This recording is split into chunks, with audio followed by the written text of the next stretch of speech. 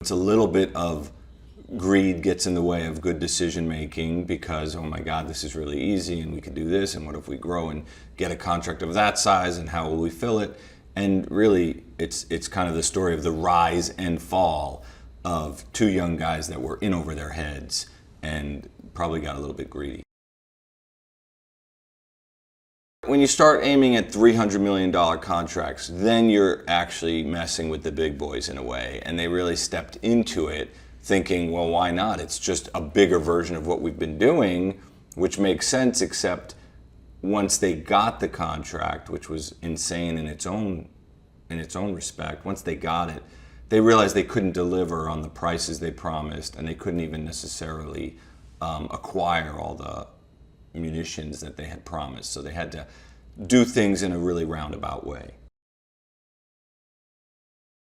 David was the consummate right-hand man. He believed in Efraim, he trusted Efraim, he knew Efraim was a wild card, but he kind of started making so much money and they started becoming so successful that he didn't look the other way, but he just figured, okay, I could put up with this aspect of it as long as we keep this, on the right track.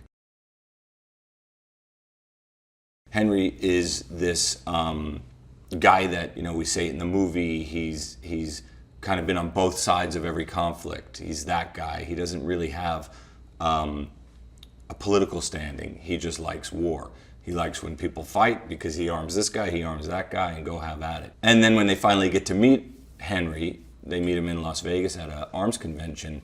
It's a big moment for Efraim to kind of sit across from his hero.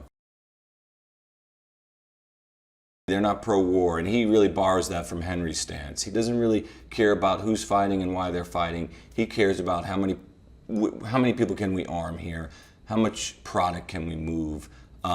So really war is an economy and war is an opportunity to them. And it's a true thing, as much as we all talk about soldiers and heroes, and that really is the most important aspect of the U.S. military. There is an underbelly to it where a lot of people make a lot of money. And these are two guys that tried to get in on that. I think Miles is a world-class actor, and he's really young, so it's weird to say that about a guy who's only done a few movies, and he's 27 years old, but he's naturally gifted. It's almost as if he doesn't have to try. I've never really seen it before. I know a lot of actors who are amazing, and I see them work at it, and Miles doesn't really do the work, and it's not negative. It just kind of comes to him, and it's kind of amazing to watch, and we're lucky to have him in the movie. We really filmed the movie, as you guys know, all over the world. We were in Jordan, we were in Morocco, we were in Romania, Miami, Vegas, a little bit in LA. So this movie, I really wanted to have a big scope of guys who are international arms dealers.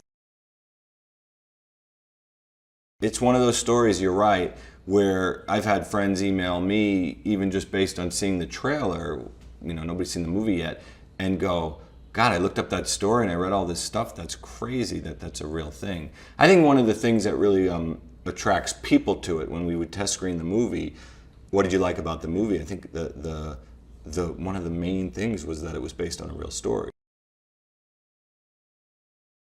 I've always had a love, even in my own tastes of movies, whether it's American Hustle, which is based on a real story. I love when you take sort of the seeds of the truth and the seeds of something real and you kind of build on it. The movie always has a little bit more gravity to it, whether it's Wolf of Wall Street or, American Hustle, to name recent examples. But I always think those movies have a little bit more gravity to them.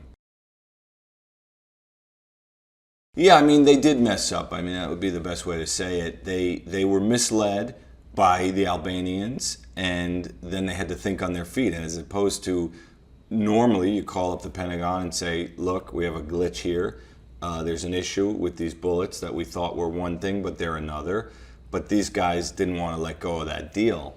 And so they just said, well, how about we just repackage these bullets? We had an arms embargo against China, so we couldn't use any ammunition that was made in China at the time. These bullets turned out to be made in China, and our guys just said, well, what if we just take them out of the boxes and repackage them? No one will know.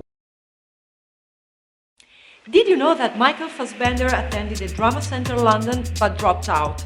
And one of his classmates at the time was Tom Hardy, and Hardy stated that Fassbender was the best actor in the school. Wow. Who do you prefer as an actor, Fassbender or Hardy? Let me know in the comments below. And don't forget to click here for more cool videos. See you soon.